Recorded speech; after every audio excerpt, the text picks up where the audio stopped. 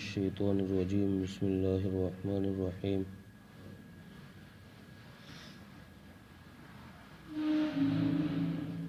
ستجدون آخرين يريدون أن يأمنوكم ويأمنوا قومهم كلما ردوا إلى الفتنة أركسوا فيها فإن لم يعتزلوكم ويلقوا إليكم السلم ويكفوا أيديهم فخذوهم واقتلوهم حيث ثقفتموهم وأولئكم جعلنا لكم عليهم سلطانا مبينا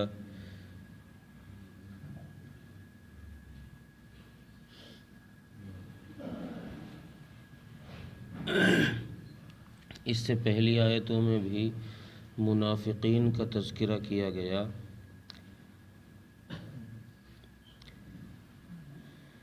اور ان لوگوں کی نشاندہی کی گئی، ان کے بارے میں حکم بتایا گیا جو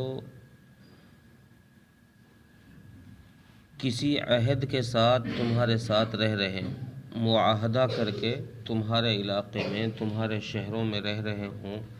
ان لوگوں کے ساتھ کیا معاملہ کرنا چاہیے، ان کو مارنا چاہیے یا چھوڑنا چاہیے، یہ اس سے پہلی آیتوں میں حکم تھا۔ تو اس سے پہلی آیت میں یہ بتایا گیا کہ اگر کوئی شخص کسی معاہدے کی جگہ میں رہ رہا ہو، اس سے کوئی معاہدہ ہو گیا ہے، تو اب اس کو قتل نہیں کیا جائے گا، نہیں مارا جائے گا۔ لیکن اگر کوئی بغیر معاہدے کے رہ رہا ہے تو پھر اس کو مار دیا جائے گا، قتل کر دیا جائے گا اگر وہ بات نہیں مانے گا۔ اس آیت میں اللہ تبارک و تعالیٰ نے ایک اور دوسری قسم کے منافقوں کا تذکرہ کیا ہے۔ وہ ایسے لوگ یہاں بتائے ہیں کہ جو ظاہری طور پر تو مسلمانوں کا لباس پہنے ہوئے تھے اور یہ چاہتے تھے کہ ہم مسلمانوں سے بھی نہ لڑیں، ہماری لڑائی مسلمانوں سے بھی نہ ہو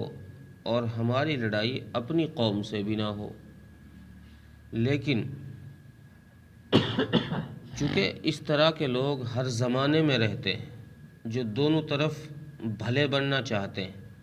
بھئی میں تو ادھر کا بھی برا نہیں ادھر کا بھی برا نہیں، میں تو سب کی طرف کی بات کر رہا ہوں، یا میں تو کسی کے کچھ کہی نہیں رہا۔ تو لیکن حال یہ ہوتا ہے کہ جب ان کو کہیں یہ لگتا ہے کہ اب مسلمانوں پر غلبہ پانے والی ہے ہماری قوم، مسلمان ہارنے والے ہیں اور ہماری قوم جیتنے والی ہے، تو فوراً پلٹی مار جاتے ہیں، وہ اس لڑائی میں فوراً گھس جاتے ہیں۔ موقع ملنے کے بعد ان کو جب لگتا ہے کہ اب ہماری قوم جیتنے والی ہے، مسلمان ہارنے والے ہیں، تو یہ سوچ کر کے اب ہمیں چونکہ ہماری قوم جیتے گی تو ہم شامل ہو جائیں گے لڑائی میں، تو مال غنیمت ہمیں بھی مل جائے گا، کچھ مال ہمارے ہاتھ لگ جائے گا، اس لیے وہ بھاگ کر کے اپنی قوم کی طرف ہو جاتے تھے۔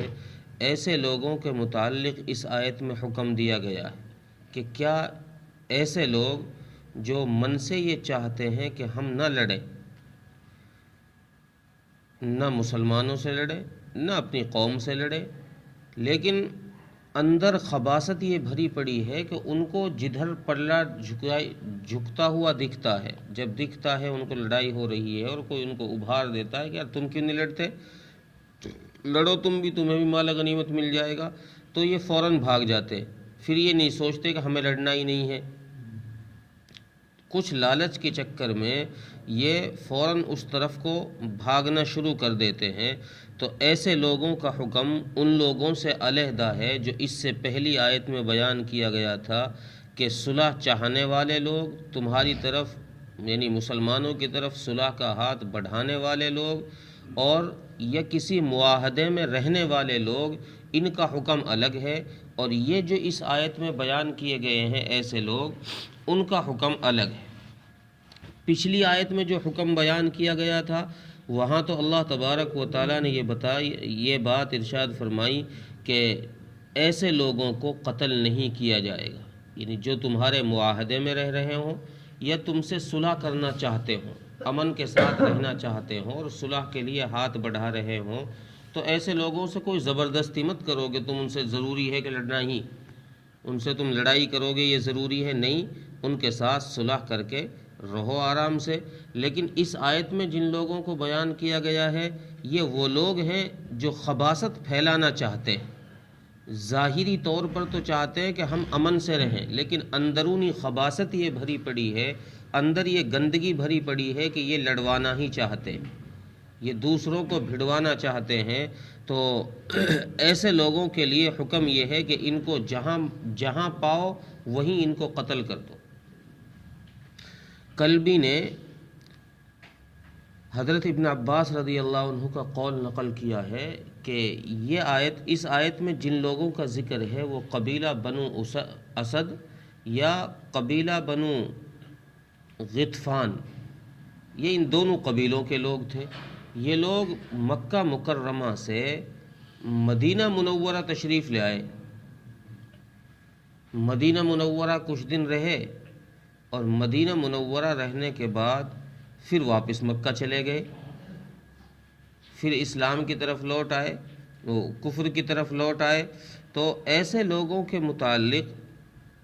حضرت ابن عباس کا قول یہ ہے کہ یہ آیت کریمہ اس میں جو حکم بیان کیا جا رہا ہے وہ قبیلہ اسد اور قبیلہ غطفان کے لوگوں کا حکم بیان کیا جا رہا ہے کہ ان قبیلوں کے آدمی ایسے تھے، یہ دوگلا پنا ان لوگوں میں تھا۔ ہمیشہ سارے لوگ ایک جیسے نہیں ہوتے، کچھ لوگ ہوتے ہیں اس قسم کے جن کی صفت یہ ہوتی ہے، جن میں یہ قباحت ہوتی ہے کہ ان کے اندر دوگلاپن ہوتا ہے، وہ میری بات اس سے جا کے کہہ دیں گے، اس کی بات مجھ سے آگے کہہ دیں گے، ان کی عادت ہوتی ہے۔ اور بعض دفعہ کسی کی کوئی بات بھی نہیں ہوتی، وہ پھر بھی بات بنا کر تجھ سے کہہ دیں گے، بات اپنی ہی ہوگی اس کی، لیکن کہے گا اس طرح، اس صورت پر کہ لگے کہ سامنے والے کو، سننے والے کو لگے کہ بھئی یہ بات دوسروں نے کہی ہے، حالانکہ بات اپنی ہی ہے اس کی، لیکن آ کر کہہ رہا ہے کہ یار لوگ اس طرح کہہ رہے ہیں آپ یوں کر لو، حالانکہ کسی نے اس سے کہا نہیں ہے۔ تو اس کی عادت ہو جاتی ہے بہت سارے لوگوں کی۔ تو اللہ تبارک و تعالیٰ نے ایسے دوگلے لوگ، ایسے منافق جو یہ ظاہری طور پر تو یہ چاہتے ہیں، قبیلہ غطفان کے لوگوں کے متعلق لکھا ہے کہ جب ان کے قبیلے کے لوگ آ کر ان سے پوچھتے کہ یار تم نے یہ کیا کر دیا، تم مسلمان کیوں ہو گئے، تو یہ کہتے کہ ارے ہم ان سانپ اور ان بچھوؤں پر ایمان لے کر آئیں، یعنی مسلمانوں کو سانپ اور بچھو بتاتے تھے، اس لیے کہ اگر ہم ان کی بات نہ مانیں، یعنی ہم ان پر اگر دکھاوا نہ کریں، مسلمان نہ ہوں دکھلانے کے لیے، تو یہ تو ہم کو مار دیں گے، یہ ہم سے لڑائی کریں گے، اس لیے ہم ان سانپ اور بچھوؤں سے بچنے کے لیے ہم ظاہری طور پر مسلمان دکھ رہے ہیں، ظاہری طور پر ایمان لے کر آئے ہیں۔ اور جب صحابہ اکرام رضوان اللہ علیہ مجمعین سے ان کی ملاقات ہوتی تو ان سے آ کر کہتے کہ ارے ہم تو تمہارے ہی ساتھ ہیں، ہم تو یہ چاہتے ہیں کہ اسلام غالب ہو، ہم تو یہ چاہتے ہیں کہ دنیا میں اسلام پھیلے، تمہارا ہی غلبہ ہو، ہماری چاہت اور ہماری منشا تو یہی ہے، ہم تو تمہارے ہی ساتھ ہیں۔ تو ایسے لوگوں کے متعلق اللہ تبارک و تعالیٰ نے اس آیت میں حکم یہ دیا کہ ایسے خبیث لوگ جو آگ لگانا چاہتے ہیں، آگ بجھانا نہیں چاہتے، ایسے خبیث لوگ جو آگ کو بھڑکانا چاہتے ہیں، ایسے لوگوں کو جہاں مل جائیں وہاں پکڑو اور ان کو قتل کرو، ان کو مار دو۔ چونکہ معاشرے کے اندر، سماج کے اندر اسلام امن کی دعوت دیتا ہے، امن کا پیغام دیتا ہے، اسلام آگ نہیں بھڑکاتا، اور اسلام بغیر کسی وجہ کے کسی کو یوں ہی قتل نہیں کرتا، یوں ہی نہیں مارتا۔ اسلام نے تو ہمیشہ خون ریزی سے پرہیز کیا ہے، جب پانی سر سے گزر جاتا ہے تب جا کر کوئی جنگ کی اجازت دی جاتی ہے، ورنہ عام حالات میں جنگ کی اجازت نہیں دی۔ یہی وجہ ہے کہ فتح مکہ کے موقع پر رسول اکرم صلی اللہ علیہ وسلم اگر چاہتے تو ایک ایک کافر کو پکڑ کے قتل کر دیتے، سب سے بدلہ لے لیتے، لیکن اسلام کی منشا یہ نہیں ہے بدلہ لینا، اسلام امن کا پیغام دینا چاہتا ہے۔ تو اس لیے رسول اکرم صلی اللہ علیہ وسلم نے فتح مکہ پر اعلان فرمایا، مکے میں داخل ہو جائے، خانہ کعبہ میں جو داخل ہو جائے اس کو بھی امن، اپنے گھر کا دروازہ بند کر لے تو اس کو بھی امن۔ تو اس سے پتہ یہ چلا کہ اسلام امن کا پیغام دیتا ہے، اسلام خوریزی پھیلانا نہیں چاہتا، آگ بھڑکانا نہیں چاہتا، اور جو لوگ آگ بھڑکانا چاہتے ہیں اسلام ایسے لوگوں کے ساتھ سخت کارروائی کرنے کا حکم دیتا ہے، اس لیے ان کے متعلق فرمایا کہ ان کو قتل کرو۔ ترجمہ دیکھیں، ستجدون آخرین یریدون ان یأمنوکم، سو تم دیکھو گے ایسے لوگوں کو جو چاہتے ہیں کہ وہ تم سے وَيَأْمَنُوا قَوْمَهُمْ، اور اپنی قوم سے امن میں رہیں، كُلَّمَا رُدُّوا إِلَى الْفِتْنَةِ أُرْكِسُوا فِيهَا، لیکن جب بھی ان کو بھڑکایا جاتا ہے، جب بھی ان کو لگتا ہے کہ ہماری قوم غالب ہونے والی ہے، اُرْكِسُوا فِيهَا، تو وہ اس لڑائی میں جا کر گھس جاتے ہیں، ادھر کو ہی پلٹ جاتے ہیں۔ فَإِن لَّمْ يَعْتَزِلُوكُمْ، پس اگر وہ تم سے کنارہ کش کریں یعنی تم سے لڑے نہیں، وَيُلْقُوا إِلَيْكُمُ السَّلَمَ، یا تمہارے طرف صلح کے لیے ہاتھ بڑھا دیں، وَيَكُفُّوا أَيْدِيَهُمْ، یا اپنے ہاتھوں کو روک لیں، تم سے لڑائی نہ کریں، فَخُذُوهُمْ، تو اس صورت میں تو ان کو چھوڑ دیا جائے گا، ورنہ فَخُذُوهُمْ وَاقْتُلُوهُمْ حَيْثُ ثَقِفْتُمُوهُمْ،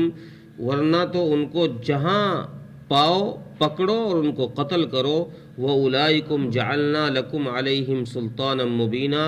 اور اللہ تبارک و تعالی نے تمہارے لیے ان لوگوں پر، ایسے لوگوں پر کھلی سند دے رکھی ہے، لڑائی کرنے کی، قتل کرنے کی اللہ نے کھلی سند تمہارے لیے دے رکھی۔ اللہ تعالیٰ عمل کی توفیق۔